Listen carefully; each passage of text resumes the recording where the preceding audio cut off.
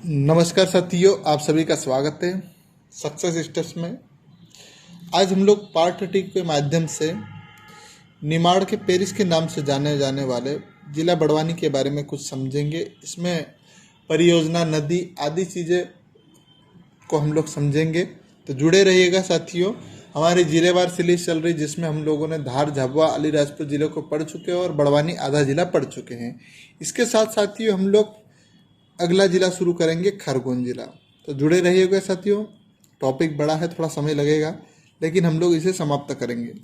उसी की ओर बढ़ते हैं। आज हम लोग बड़वानी जिले के, तो बड़वानी जिले के बारे में देखते हैं संपूर्ण सीरीज में। कल हम लोगों ने पहले पढ़ चुके हैं, जिसमें इंदौर संभाग के अंतर्गत आता है बड़वानी जिला, और यह बड़वानी जिले का मानचित्र है। आप देख सकते हैं नर्मदा नदी के दक्षिणी भाग पर स्थित है बड़वानी जिला। यह मानचित्र है बड़वानी जिले का। इसको भी हम लोगों ने कल समझा था, जिसमें प्रमुख शहरों के बारे में देखा था बड़वानी जिले के। और नर्मदा नदी के दक्षिणी तट पर स्थित है। आज़ादी से पहले यह बड़वानी रियासत का हिस्सा था। बड़वानी की उत्पत्ति किससे हुई थी? बड़ के वन से हुई थी, जिसमें पुराने शहर में बड़ वन से घिरा हुआ था और वानी को बगीचे के लिए प्रयोग किया जाता है, इसलिए बड़वानी कहा जाता था। बड़वानी का अर्थ बगीचा से। तो यह चीज़ें हम लोग पढ़ चुके हैं वीडियो में। और इसके बाद जिले का गठन पड़ा था, जिसमें यह निमाड़ का हिस्सा था। और निमाड़ को दो भागों में बांटा गया। कब बांटा गया था?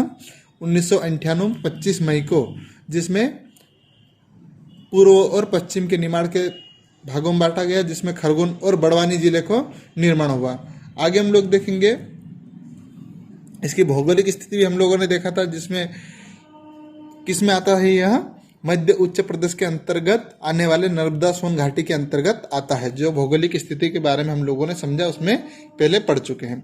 इसके बाद हम लोगों ने देखा इसके दक्षिणी भाग पर राजपीपला पर्वत श्रेणियाँ है, तथा यहाँ पर ग्वालीगढ़ की पर्वत श्रेणियाँ, सतपुड़ा पर्वत श्रेणियाँ और मेकाल श्रेणियाँ आदि स्थित है। यह सब हम लोगों ने पढ़ा था। नर्मदा सोन घाटी के बारे में भी पढ़ा हम लोग। यहाँ पर प्रमुख शहर कौन कौन से आते हैं? जबलपुर, कटनी, नरसिंहपुर, होशंगाबाद, बड़वानी आदि शहर। और ये सभी चीज़ें हम लोगों ने पहले के वीडियो में पढ़ चुके हैं। तो साथियों जुड़े रहिएगा, और इसे आप वीडियो के माध्यम से प्लेलिस्ट में जाकर देख सकते हैं। सतपुड़ा पर्वत श्रेणी भी देख रखा हम लोगों ने। तो ये सारी चीज़ें हम लोग पढ़ चुके हैं। अब हम लोग देखेंगे यहाँ पर से, आज से यहाँ से पार्ट 2 हमारा शुरू होता है बड़वानी जिले का, है ना। पार्ट 2। जिला बड़वानी पूर्व में किस नाम से जाना जाता था? बड़नगर। बड़नगर के नाम से जाना जाता था बड़वानी। और क्या नाम से जाना जाता था? सिद्धनगर। ये दोनों नाम से बड़वानी जाना जाता था। बड़ और सिद्धनगर के नाम से बड़वानी पूर्व में जाना जाता था। यहाँ पर जैन तीर्थ स्थल चुलगिरी और 52 गजा प्रसिद्ध है। यह चीज़ें 52 गजा के बारे में पढ़ेंगे। तो बड़वानी जिले में कौन सा एक और जैन तीर्थ स्थल है? तो चुलगिरी बड़वानी जिले में स्थित है। ध्यान रखिएगा साथियों, प्रश्न पूछा जा सकता है। चुलगिरी कहाँ पर स्थित है? तो आपका बड़वानी जिले में स्थित है। 52 गजा भी बड़वानी जिले में स्थित है। आगे हम लोग देखेंगे अन्य प्रमुख पर्यटनों के बारे में, है ना। इसमें पहला पर्यटन है 52 गजा।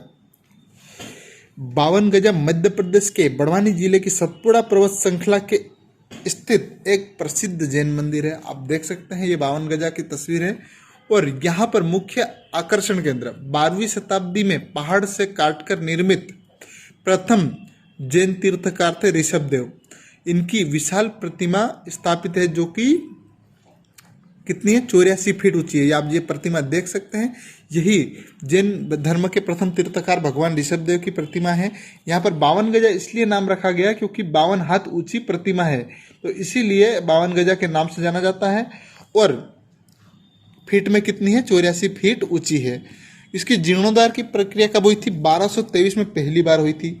यह कार्य राजा किसने किया था? अर्ककीर्ति ने। इसके बाद समय समय पर जीर्णोद्धार कराता गया। सन 1930 में प्रतिमा के दोनों ओर पिल्लरों का निर्माण कराया गया, लेकिन हवा और धूप और पानी के रिसाव के कारण जीर्ण रुका नहीं। 1986 में जयनाथ कार्य विद्यासागर महाराज की प्रेरणा से मूर्ति विशेषज्ञ, रसायन विज्ञानों और विशेषज्ञ की मदद से विचार विमर्श से 1991 में फिर से जीर्णोद्धार का कार्य शुरू किया गया। साथ ही यहाँ की भौगोलिक स्थिति को इस प्रकार होने के कारण जो भी इसका कुछ रख रखाव है तो जीर्णोद्धार का कार्य शुरू किया गया।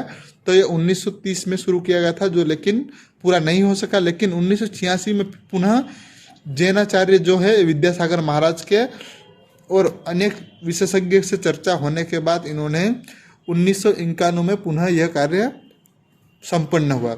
इसके बाद इस मूर्ति का निर्माण काल रामायण कालीन माना जाता है ना, ऐसा कहा जाता है कि यह मूर्ति रामायण कालीन है।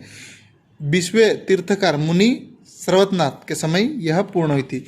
जैन धर्म के 20वें तीर्थकार कौन थे? सुव्रतनाथ के समय यह पूर्ण हुई थी।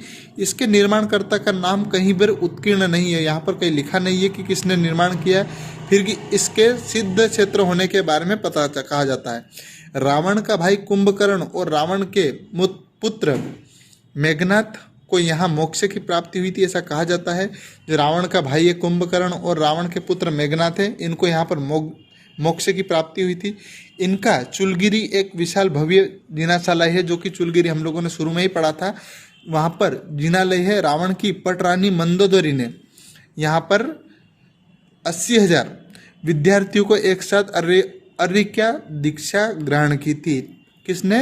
रावण की पटरानी या रावण की महारानी ने, मंदोदरी जिनका नाम है। इन्होंने 80,000 विद्यार्थियों के साथ यहाँ पर अर्घ्य दीक्षा ग्रहण की थी। मंदोदरी नामक प्रसिद्ध पहाड़ी सती मंदोदरी का प्रसाद जीर्ण अवस्था में यहाँ पर गवाही दे लगने लगता है। तो यह चीज़ें कहाँ पर है? मंदोदरी का प्रसाद अब भी यहाँ पर स्थित है। आगे हम लोग देखेंगे नांगलवाड़ी।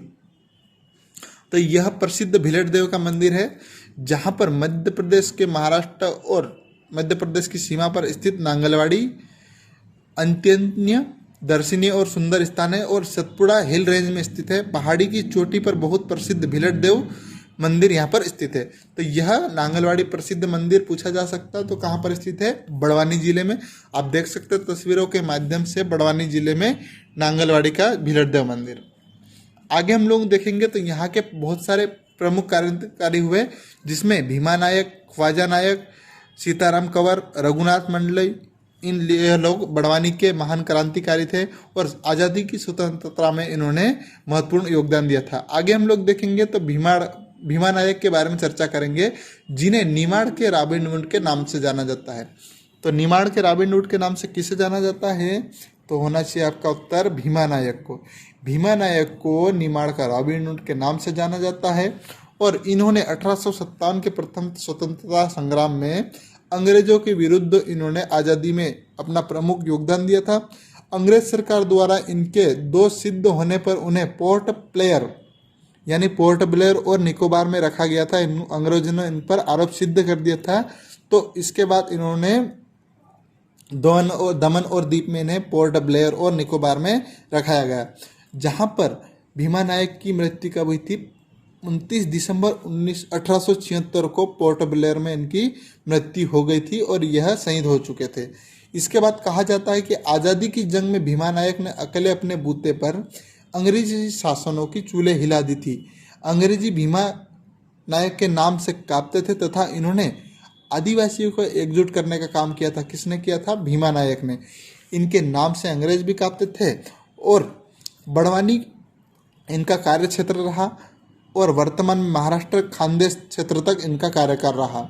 आगे हम लोग देखेंगे तो 1857 में आम्बापानी युद्ध में भीमा की महत्वपूर्ण युद्ध थी।